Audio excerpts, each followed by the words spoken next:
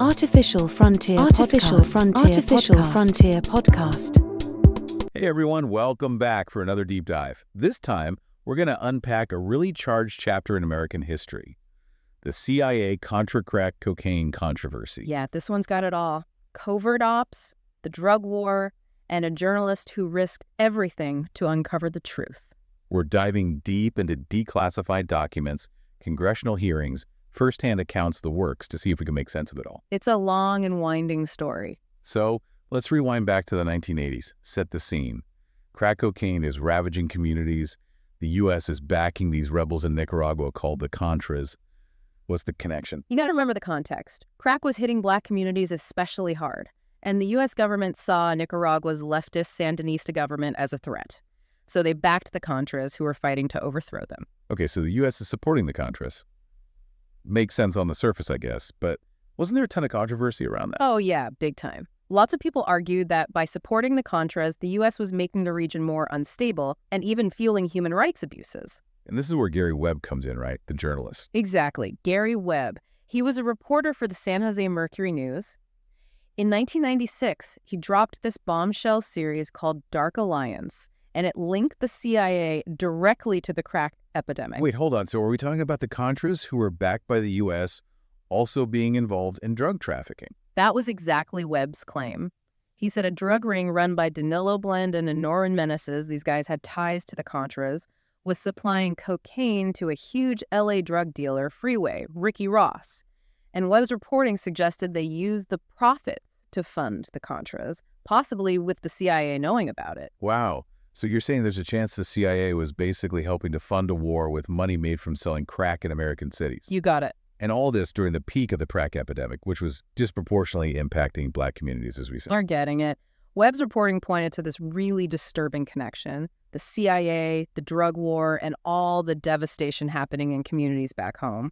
Yeah, and you can't forget the historical context here. I mean, this is also a time when memories of things like the Tuskegee syphilis study were still pretty raw for a lot of black Americans. Absolutely. That history loomed large. So it's no surprise that Dark Alliance set off a firestorm. People were outraged. There were calls for investigation. I mean, the whole thing felt like a powder keg of suspicion. Yeah. How did people react? Dark Alliance sent shockwaves through the country, no doubt. In a lot of black communities, it tragically reinforced their worst fears about the government's role in the crack epidemic.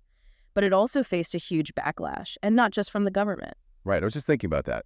Major media outlets like the Los Angeles Times, the Washington Post, they tore into Webb's reporting. They did. They accused him of exaggerating, of oversimplifying this incredibly complex issue. They argued that Webb's reporting, while it highlighted something serious, didn't actually prove there was a direct link between the CIA and some kind of coordinated plan to sell crack in the U.S. So they were saying there might be some shady connections, but not some big conspiracy orchestrated by the CIA. That was their argument, yeah. But it went beyond just disagreeing with his conclusions. Even Webb's own newspaper, the San Jose Mercury News, they distanced themselves from Dark Alliance. They ended up forcing him out. Wow. Their own newspaper. Yeah. That's kind of shocking. It's like they just caved to the pressure and threw Webb under the bus. So you got to imagine the pressure they were under. I mean, other media outlets were criticizing them, accusing them of sensationalism, threatening lawsuits. The Mercury News even published an editor's note that a lot of people saw as a retraction. So you have this Pulitzer Prize-winning journalist who was praised at first for shining a light on a critical issue, and then all of a sudden, he's public enemy number one. He's being undermined by his own newspaper. What a crazy turn of events. Yeah, crazy is putting it mildly. This thing wasn't going away. And remember, at the heart of all this was the very real human cost of the crack epidemic, especially in black communities. The stakes were incredibly high. Absolutely. So what did the government do? This was about serious allegations against the CIA after all. At first, the CIA just straight up denied everything. Any involvement in drug trafficking? Nope, not us. But as public pressure mounted, they launched this internal investigation led by their Inspector General, Frederick Hitz. Classic damage control, right? Totally. They couldn't just ignore all the accusations. So what came out of this Hitz report? Did it actually clear anything up? The report came out in 1998. It was a monster, over 400 pages, detailing the CIA's relationship with individuals and groups involved in drug trafficking in Central America. It admitted there were connections, but it concluded that there was zero evidence of some big CIA plot to smuggle drugs into the U.S. Okay, so the CIA was basically saying, we might have worked with some shady characters, but we didn't intentionally sell crack to fund the Contras. Did anyone really buy that? Not really. The Hits report didn't exactly calm things down.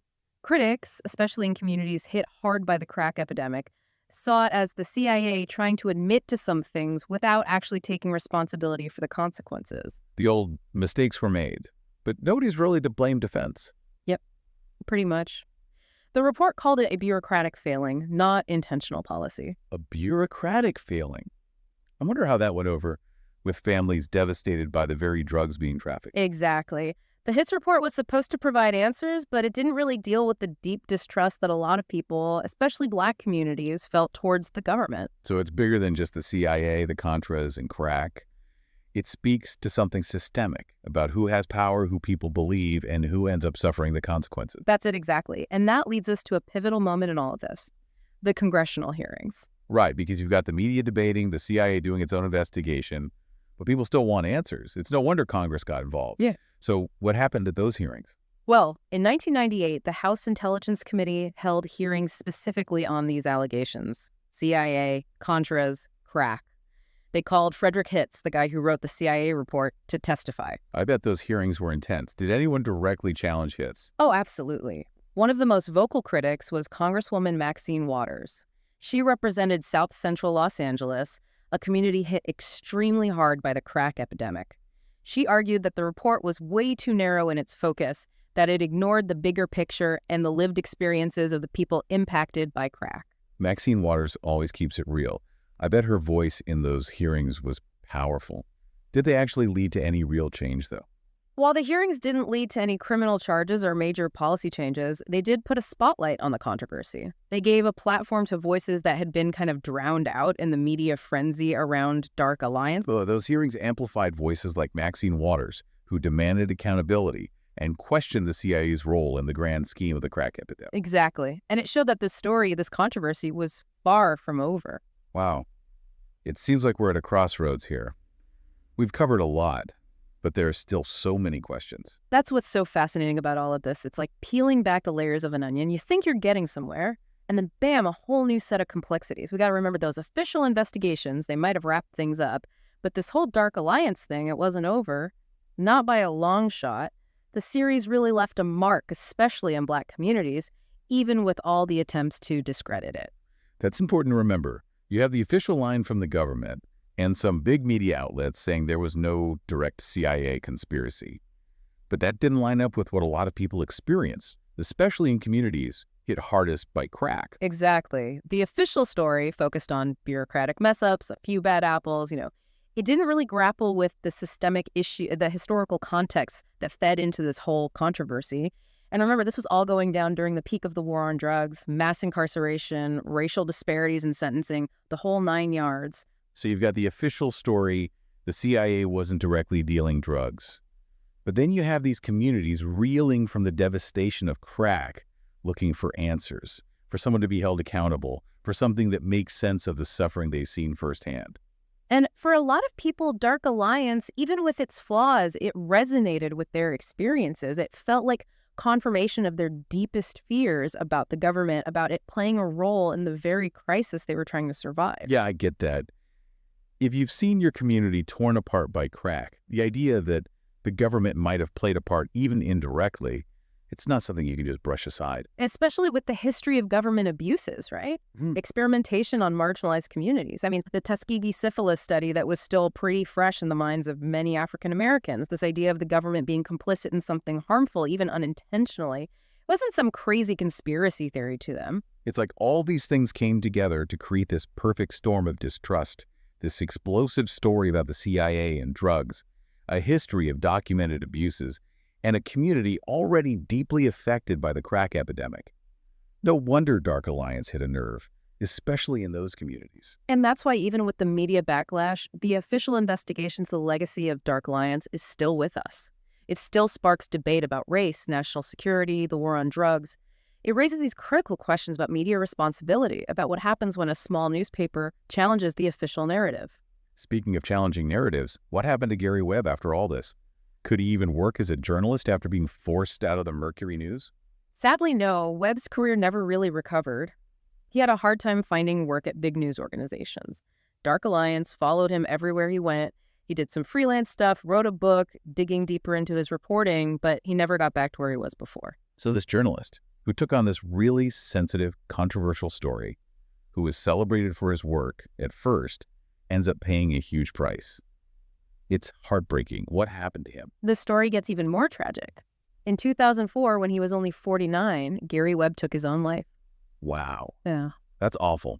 And given his reporting, the controversy surrounding it, I can only imagine the kind of speculation his death caused. You're right. Webb's suicide sent shockwaves through journalism and beyond. It fueled a lot of conspiracy theories. There are still people who believe he was murdered, silenced for exposing the truth about the CIA. And, I mean, knowing what we know about the CIA's history with covert ops, it's not totally out there, right? It's important to be careful with that kind of speculation, especially when we're talking about something as sensitive as suicide.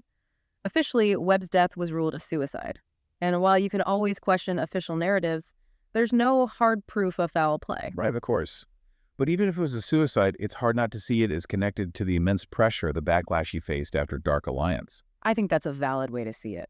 No matter the specific circumstances surrounding his death, Webb's story shows the risks journalists face when they challenge powerful institutions, when they expose difficult truths. He paid the ultimate price. It's a reminder that the truth can be a fragile thing, and powerful forces will try to silence those who speak out. It shows how important media literacy is, especially these days when we're bombarded with information. It's up to us to evaluate information, to consider different perspectives, to understand how power shapes the stories we hear. Dark Alliance is a perfect example of how one story can be told and retold in completely different ways, each with its own agenda. Like shining a light through a prism, you get all these different colors, all reflecting the original source in their own way. You have to figure out what's real, what's distorted, where the truth lies. That's a lot of responsibility, but it feels more important now than ever. As we go deeper into this whole thing, what's the key takeaway for our listeners? Why does this story, which happened decades ago, still matter today? The Dark Alliance story, it's not just some historical footnote. It's about issues we're still dealing with today.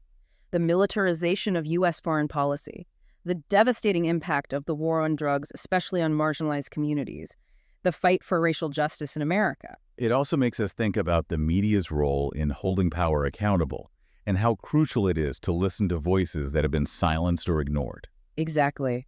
Gary Webb's story reminds us how powerful investigative journalism can be, but also how fragile it is. He risked everything to expose something he believed was deeply wrong, and it cost him his life. But his story inspires other journalists, activists, anyone who wants to challenge the status quo and hold the powerful accountable. We've covered a lot here. The CIA, the Contras, the crack epidemic, Gary Webb's reporting, the media's response, his tragic death. But it feels like we're just scratching the surface of this story. We are. There's so much more to unpack. The details of the CIA's activities in Central America, how different media outlets covered Dark Alliance, the lasting impact of the crack epidemic, which we're still living with today. It's wild how this whole Dark Alliance controversy became this big debate about journalism itself, you know? Like it reveals something about how truth gets twisted when powerful forces collide. For sure. Think about it. Webb, this journalist from a relatively small paper, manages to spark a national conversation with Dark Alliance, but then bam, massive backlash from the government, from other media outlets, everybody. And that media response to Webb's reporting, that's a whole other story, isn't it? I mean, you had these major newspapers, the Washington Post, the New York Times, all dissecting his work, poking holes in it. Right. Were they just doing their due diligence, keeping a fellow journalist honest? Or was it about protecting the establishment, silencing someone who challenged the official narrative? Makes you wonder who gets to decide what we're allowed to know. Yeah, what was the real motivation behind that backlash? Were they trying to set the record straight or just discredit Webb for stepping out of line? Here's the thing. Even after the CIA's own report, that Het's report admitted they worked with people linked to drug trafficking, everyone's still focused on debunking Webb's claims of a direct conspiracy. So it's like they were trying to deflect attention from the CIA's involvement, even if it wasn't intentional. It raises the question, who decides what's important, what we should care about, what gets buried? And that's why this whole thing still matters. It gets at those fundamental questions. Who controls the narrative? Who defines truth? It shows why it's so important to have a diverse media, right? Where different voices can be heard, debated, challenged, so no single story takes over. Exactly. Imagine relying on just a few powerful institutions to tell us what's happening in the world. We'd miss crucial stories, different perspectives, those inconvenient truths. And the people silenced are usually the most vulnerable, the ones most impacted by the decisions being made. Totally. And about Webb and Dark Alliance, he wasn't the only journalist looking into the CIA and drug trafficking in Central America. Right. Other journalists were on it, before and after Webb. But Dark Alliance really struck a nerve. Maybe because it was so well documented, maybe because it just resonated with people's fears about the crack epidemic. It was the timing too, right? Yeah. Mid-90s, people were already distrustful of institutions, more aware of racial injustice in the system, especially around drugs. People were ready to question authority. And don't forget about the internet. Dark Alliance was one of the first big news stories published online. It reached way more people that way. Oh, that's right. The internet was still kind of new then, but it was already changing how we got news, how information spread. Webb's story, it's like a symbol of both the good and the bad of online journalism. The internet let him bypass the gatekeepers, talk directly to a bigger audience, but it also showed the downsides: misinformation, harassment, that erosion of trust. A double-edged sword, for sure. The internet can give a voice to the voiceless, but it can also be used to spread lies, to divide people, to amplify harmful narratives. And that's exactly why we need media literacy now more than ever. We got to think critically about the information thrown at us, evaluate sources, spot bias, figure out what's true. Because finding the truth, it's not just about uncovering facts. It's about understanding how those facts are presented, interpreted, manipulated to shape how we see the world. It's a constant battle, online, offline, everywhere. And we're all part of it. We have to stay informed, talk to each other, question what we're told. That's a great way to put it. So as we wrap up this deep dive into the CIA Contra crack cocaine controversy, what's the one thing you want listeners to walk away with? The big takeaway here: truth is rarely simple. It's messy, complicated, and people will fight tooth and nail over it. There aren't always easy answers, no clear good guys or bad guys. Even when the facts are clear, how we interpret them, that's influenced by so much hidden agendas, personal biases, the power structures that shape everything. It reminds us to never stop asking questions, to dig deeper, to look for different perspectives, especially those that challenge what we think we know. And never underestimate the power of a story, whether it's a journalist like Gary Webb, a government agency, or everyday people demanding justice. That's a great note to end on. Thank you for taking us on this deep dive. It's been eye-opening. And to all our listeners out there, thank you for joining us. Keep exploring this story. Keep asking those tough questions. Stay curious, everybody.